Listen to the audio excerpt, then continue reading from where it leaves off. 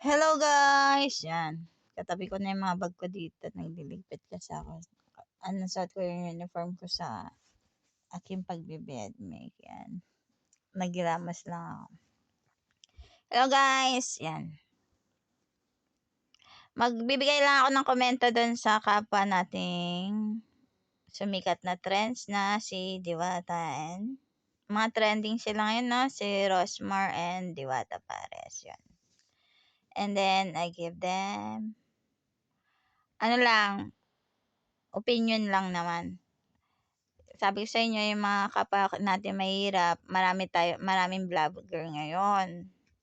Asa maraming vlogger ngayon, nagkakagulo-gulo tayo sa mga opinion, ako kasi hindi naman ako nangingialam sa ganyan kasi vlogger ako pero hindi ko naman siya kinakarir na sumikat, ganon. Kung ilan lang naman nanonood sa akin, naniniwala sa akin, masaya na ako doon. And then, yun. Wag nga kasi kayo masyado din maniniwala sa mga sinasabi ng vlogger. Wag kaya kayong magrespetuhan na lang. Wag nga kasi rin kayo magpapaling lang at magpapaloko sa mga vlogger kasi nga iba dinidiskartehan na lang kayo. Kasi nga kumikita nga sa views. Pero yung ibang vlogger naman di naman kumikita din sa views. Pag hindi naman monetization. Parang katuwaan lang nilang mag-post, tapos may manonood, yun. Maranasan nila ilang views, ganun. Di naman din, porket nakuha ka ng video, Diwata, kumita na kagad. Hindi. Kasi ako, naka-million views, yung anak ko 17 million views. Yung isang video ko, 1.7 million views. Hindi naman ako pinasahod ni Meta. Yun sa sarili ko yung content walang ibang content. Sa vlogger, sarili ko lang yung mga content. Wala akong ibang content, wala po akong ibang kasamang tao, at wala rin po akong ginagamit na taong sikat para magpanoorin ako ng tao. Ang aking vlog po is katuwaan lang. For fun lang, papansin lang, para na-stress lang ako, para may makausap lang or may nanonood lang sa akin, yung may magko-comment lang, masaya na ako doon. And then, eto nga, ayan nga, kalat sabog-sabog yung mga bag ko. Katabi ko na yung mga bag ko dito. Nagliligpit kasi ako, kaya nagpapasalamat din ako na may Yasumi ako. Talagang maglilinis na ako dito ng aming bahay kasi na parang sumasakit na yung ulo ko lagi. Yung mga bag ko katabi ko na. Yung mga gamit ko, yung mga makeup ko, sabog-sabog na, sayang binibili ko, yun, na gano'n. Yung bigas ko nga dyan, ayan nilagay ko yung bigas ko, baka mamatapon, pera gaba. Ayun lang, wag po kayo kasi masyado maniniwala. Maglilin lang. As a vlogger, wag nyo rin po silang bastusin. As tao, mga mahirap na tao, wag nyo rin din sila pahiyain, gano'n. Akin kasi ayaw kasi mga ilamin sa ganyan kasi hindi naman ako yung trends, hindi naman ako yung sikat, 'di ba?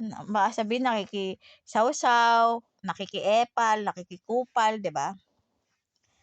Yun nga, wala naman tayong wala naman tayong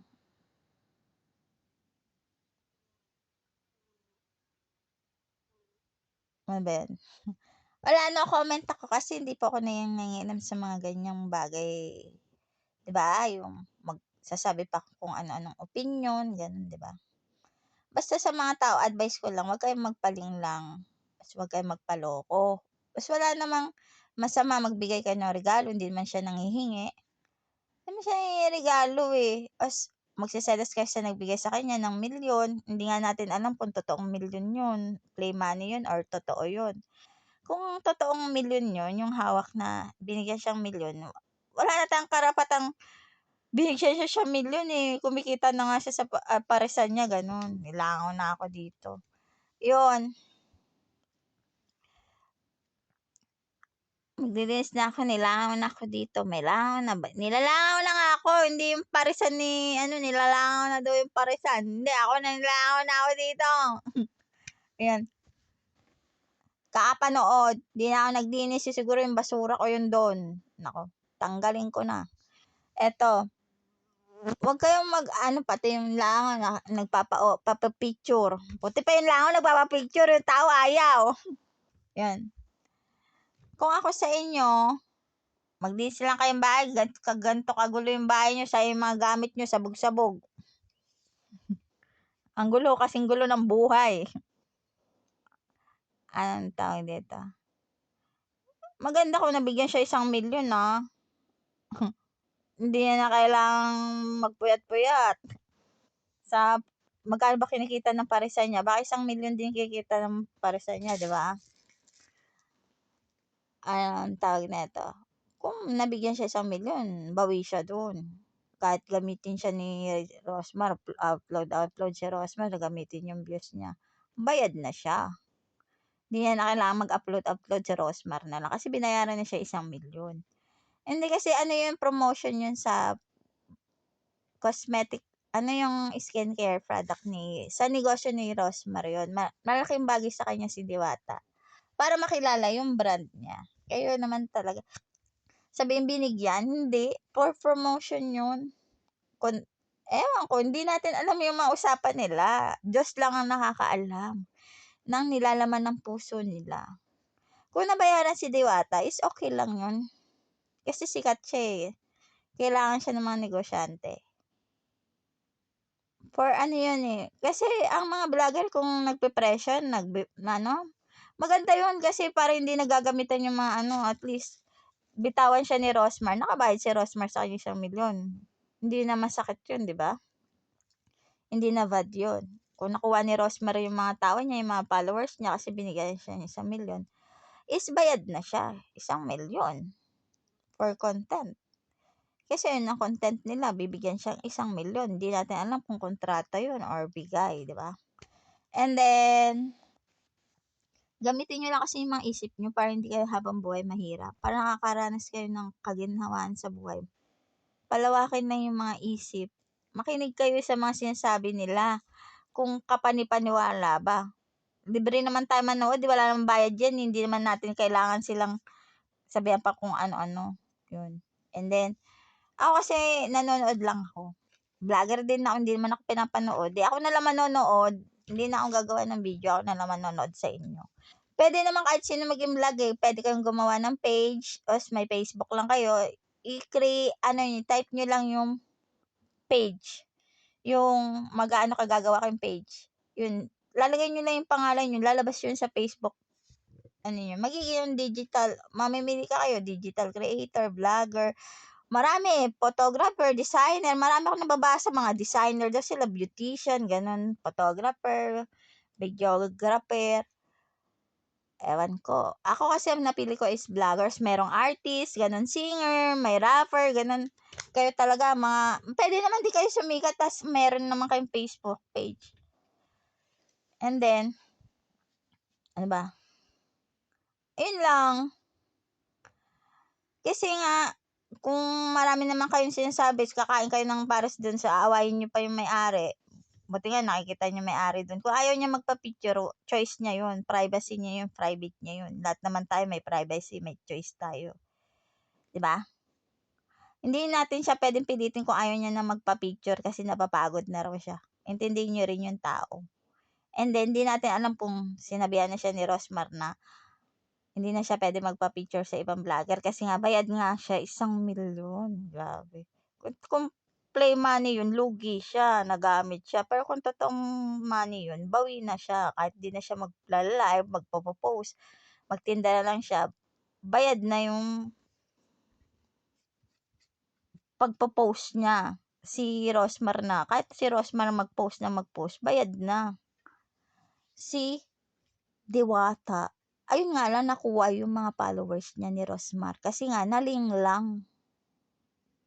Kasi nga ang pera is may mga tao talagang nadadala dahil sa pera eh. Pasikatan lang may mga taong nasisilaw talaga sa pera. Alam niyo, yung mga taong ganyan, diyan di kayo masisira sa pera. Kaya di nyo nga inaalam kung play money yung pinamimigay or totoong pera eh. Or baka mamaya matauhan niya lang yun, inutusan niya na kunyari binigyan niya, mamaya ang bawian na. Kayo talaga, di nyo ginagamit yung mga utak nyo, ewan ko sa inyo. Kayo lang naman naloko eh. yung nabibigyan siya regalo, okay lang yun. Kasi ang mga content creator naman, mga vlogger kasi gumagastos din yan sa content. Okay lang yung bayaran silang 1,000,000 or mameresyo silang 1,000,000 bago collab. Natural lang yun kasi ako kasi ang laki rin na nagagastos ko dito, yung kakalamon ko. Kakakain ko sa labas, ko, papasikat-sikat ako sa Facebook. Wala naman ako kukuha kay Meta, 'di ba? Yung nag-million views nga kami ng anak ko, hindi naman kami binayaran ni Meta. Minessage ko si Saberg, si Facebook. Wala, nag-post, blinak ko nga yun, nabwisit nga ako diyan kay Saberg. Sabi ko, million yun ba't di ako binayaran? Ano, 1,700,000 yung anak ko, ang estimated daw ng channel ko, nag 70,000,000 daw, kalokohan. Tapos wala naman, zero balance yung bangko ko. Hindi ako nabayaran ni Mark Saberg, yun. Si Saberg ba yun? Minessage ko siya, sabi ko nasaan yung bayad niya sa million views ng anak ko tsaka yung akin. Wala, nagsakit-sakitan, nag-post na sa hospital, pilay-pilay daw yung paa niya. Oh. Kahit yung Facebook, umatras sa akin kasi mababankrupt. Yung gobyerno dito mababankrupt na, kaya may bago na ako babankruptin, yung Facebook Di ko lang talaga maano yung settings ng Facebook kasi kakamali rin. Siguro hindi rin ako nabayaran kasi sa settings ko hindi ako marunong ng settings dito kung paano kitaan dito. Hindi ko alam kung paano manloko kasi ng tao. Goodbye, ayun lang. Masaya na ako na kahit di ako nabayaran ni Meta. Kaya kayo, hindi naman tayo wala naman tong bayad sa panonood kaya wag na kayo magsalita-salita. Gamitin niyo na lang isipan niyo kung maniniwala ba kayo kasi may mga mahirap naliling lang din Kaya mahirap naloloko Gagamitin niyo yung utak niyo, huwag kayong masyadong papaniwala. Wala namang bayad diyan, manood na lang kayo. Magluto na lang kayo sa bahay ng pares. Di pa kayo marunong lechong kawali, lagyan nyo lang ng tubig yun asin. Lechong kawali na. Bili kayong chicharong bulaklak. Wala bang palengke sa inyo? Wala ba kayong lutuan? Ba't pupunta pa kayo dun sa parisan? Layo-layo yun Maulan lang kayo, maaarawan pa kayo, sayang yung skincare nyo. Kasi pag pumunta ako dun, sayang yung ubagi ko, yung skincare ko, mahal-mahal lang bili ko sa ubagi. Pang-artista yung nilalagay ko sa mukha ko, maayos-ayos lang yung mukha ko, wala nga akong makeup Sisirain lang ng Diwata Paris dun masunog lang yung mukha ko dun magpila-pila dahil kakain ng Paris. Pero kakain din ako dun gabi. Pipila din ako dun kasi kain na kain din ako sa Paris. Alam niyo naman matakaw ako food vlogger ako Yun lang. Maraming salamat po sa panonood.